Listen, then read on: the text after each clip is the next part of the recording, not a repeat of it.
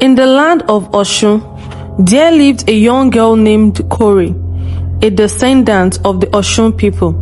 She was extraordinarily beautiful, calm, and blessed with ancestral healing powers. Kori was known for her kind nature and her presence as calming as the coolness of a river. On a very fateful day, a man called Akoni rushed to her, shouting, "Kori, Kori, please help me. My wife has been in labor for 5 days." Immediately, Kori took the pregnant woman into her shrine with the assistance of her girls. She performed some rituals and sang to the gods of the rivers. A few minutes later, the woman gave birth to a healthy baby boy. Kori delivered the news to the husband and they all celebrated. Akoni says to her, "Long live Kori." "Thank you, Kori. How much can I pay you for this?" And Kori responded, "No, Akoni, let's give thanks to Yeye Osun Shengeshe. I do not collect money. Go, take care of your wife and new baby." They both left delightedly.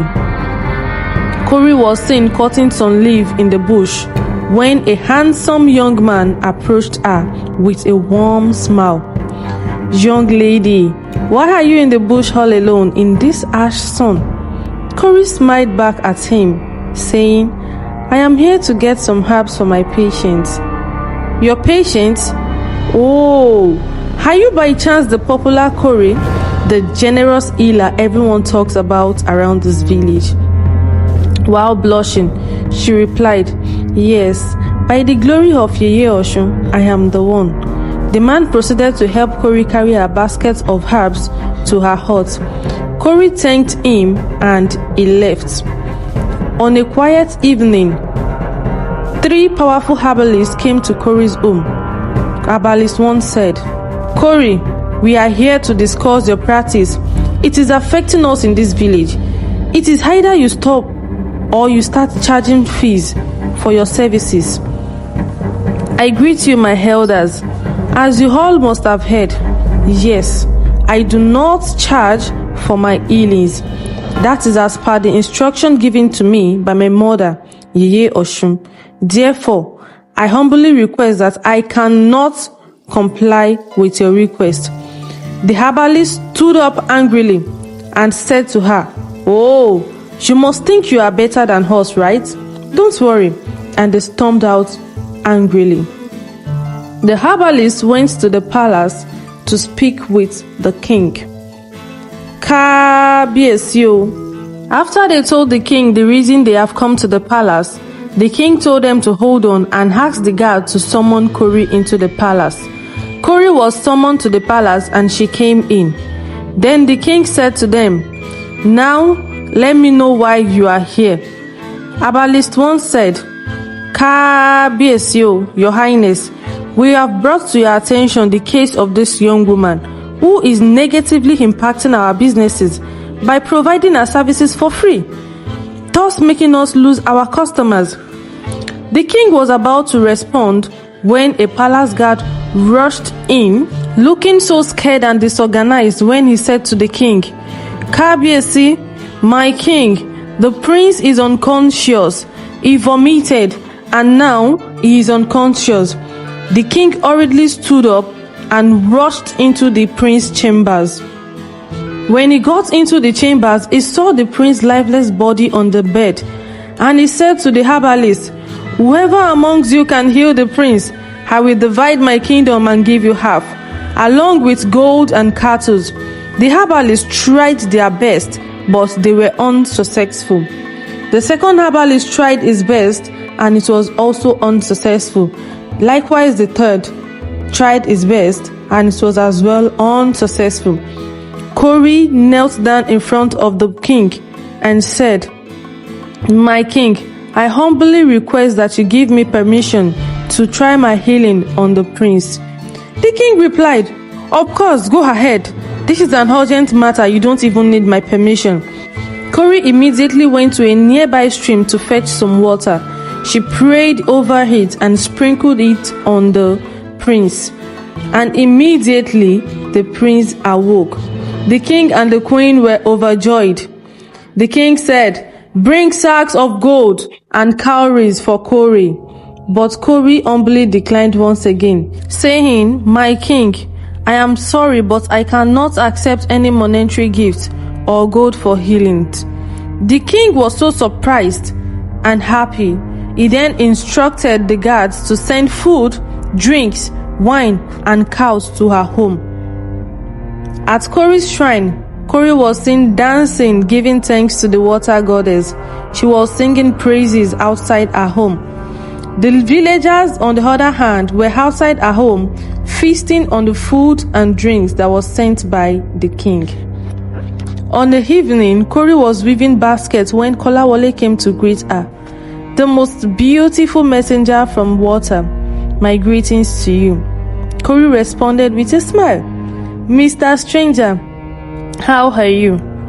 Kolawole, looking sad, replied, "My name is Kolawole, not Mr. Stranger." "Oh, I am sorry. How are you, Mr. Kolawole?" "Well, I am fine."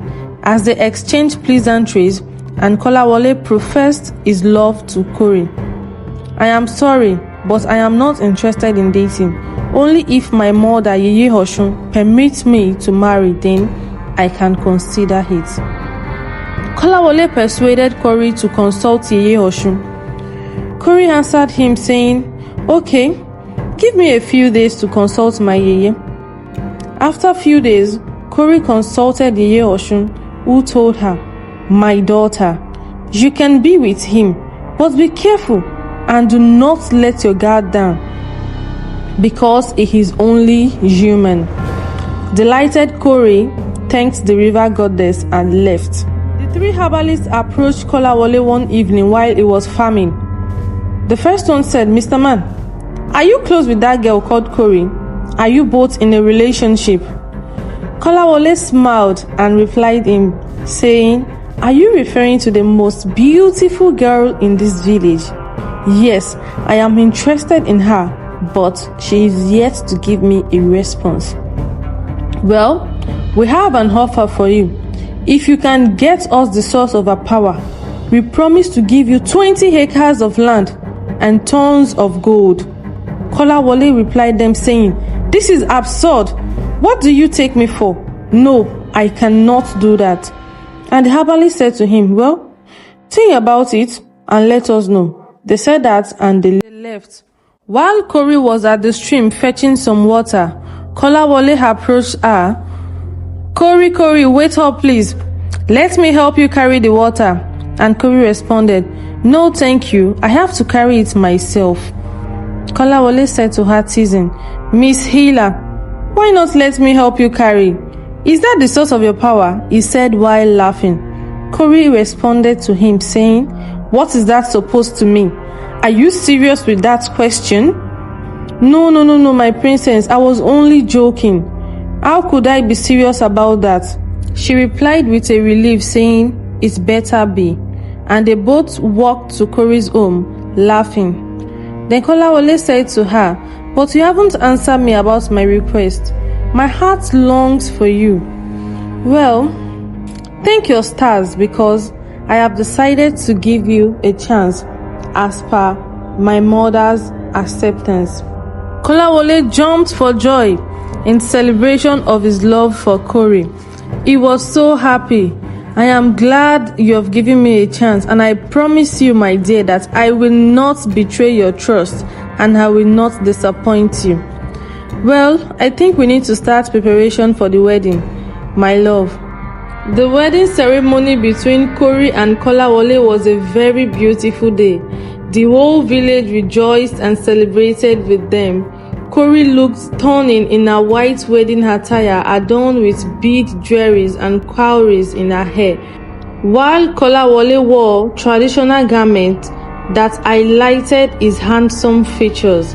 Music filled the air as villagers danced and sang, rejoicing in the union of Kori and Kolawole. After the marriage celebration, Kori and Kolawole began to live together as husband and wife.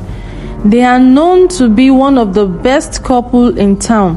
Their relationship inspires a lot of people, and they were living in peace and happiness. Not long after that, chaos erupts at Kori's shrine. A young girl was rushed into the shrine. She was bitten by a snake on her way to the farm. Kori immediately began to treat the girl, while Kolawole watched in the background. After preparing a series of concoctions, she gave them to the dying girl.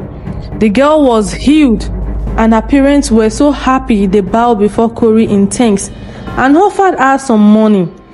Kori instantly rejected the offer. Healing is free of charge from my mother.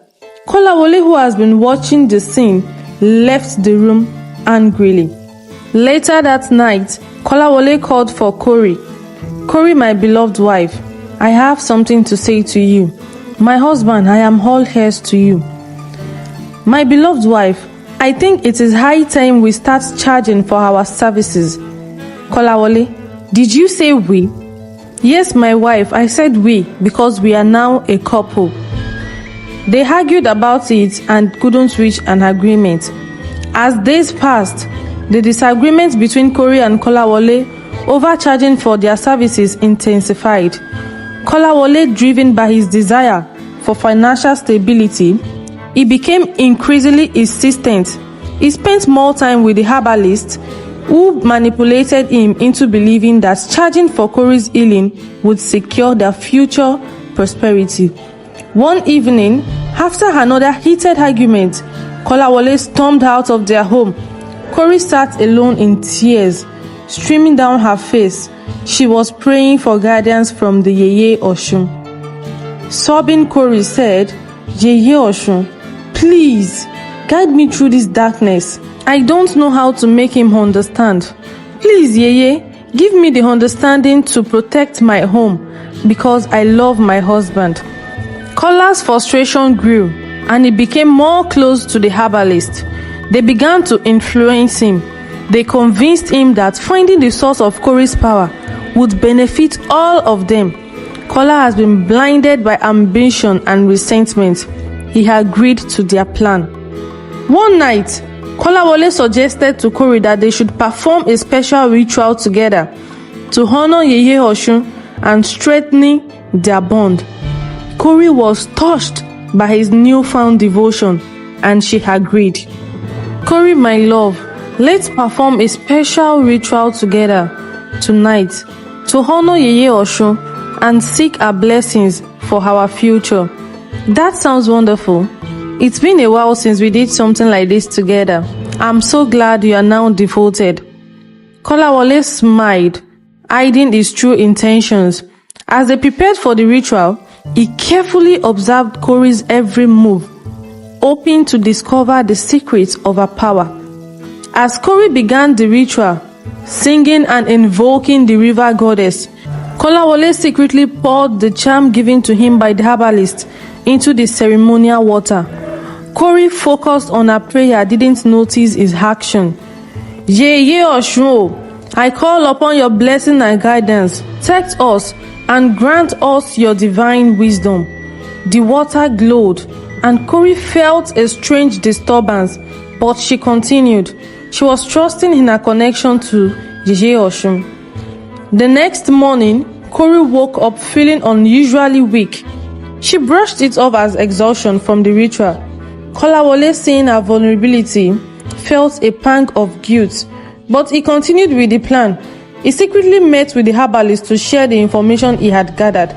I did as instructed. What now? Good. Now we will have to create a potion to draw out her power. Bring her to us when she is at her weakest. Kolawole nodded, conflicted, but he was determined. Days passed, and Kori's condition worsened. She struggled to perform her usual duties. The villagers grew concerned.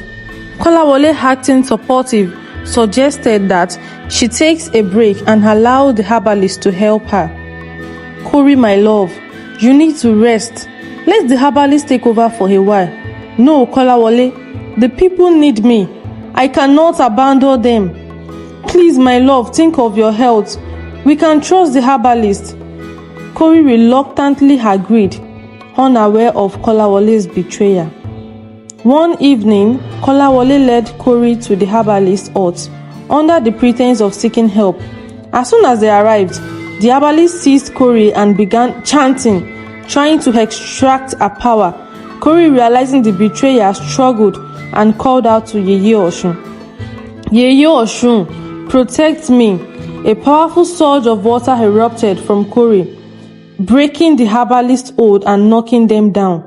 Kolawole was thrown to the ground and shocked. He was horrified as well. Kolawole said to her, Kori, I'm sorry. I didn't mean for this to happen. Kori was hurt, betrayed, and she confronted Kolawole. You betrayed me, Kolawole. How could you? I trusted you with my heart. I was wrong, Kori. I was blinded by grief and fear. Please forgive me. Forgiveness is not easy, Kolawole. You have broken something sacred between us. The villagers, hearing the commotion, gathered around. They saw true nature of the herbalist and Kolawole's treachery. The chief, deeply disappointed, he banished the herbalist from the village. Kori returned to her shrine, heartbroken but determined to continue her healing's work. She found solace in her connection to Yeye Osun, and she supported the villagers. Kolawole, filled with remorse, he left the village to seek redemption. I will prove myself worthy of your forgiveness, Kori. I swear it. Months passed, and Kori continued her healing work with renewed vigor. One day, while she was attending to a patient in her shrine, a familiar figure appeared in the entrance. It was Kolawole, looking so weary and remorseful. Kori, may I speak with you, please? Kori looked up, her heart heavily with mixed emotion. She signaled for her assistant to take over the task and stepped out to meet Kolawole. What do you want, Kolawole? Kori, I know I hurt you deeply. I betrayed your trust and our love, but I am here to beg for your forgiveness. Kori crossed her arm, trying to mask the pain in her eyes. You think a simple apology can undo the damages you caused? You stole from me. You stole from Yeye Osun. You stole from the people of this kingdom who relied on my healing. I know, Kori, I know. I am deeply sorry. I was blinded by greed and fear. I have spent this month reflecting on my actions and consequences. I understand if you cannot forgive me, but I need you to know that I am truly repentant. Kori sighed. Her heart softening slightly at a sincere tone. It is not just about forgiveness, Kolawole. Trust once broken is hard to rebuild. What do you expect from me now? I don't expect you to take me back immediately, but please, let me prove myself to you. Let me show you that I can change, that I can be the man that you once loved. Kori looked into his eyes, searching for any sign of deception, but all she saw was genuine remorse.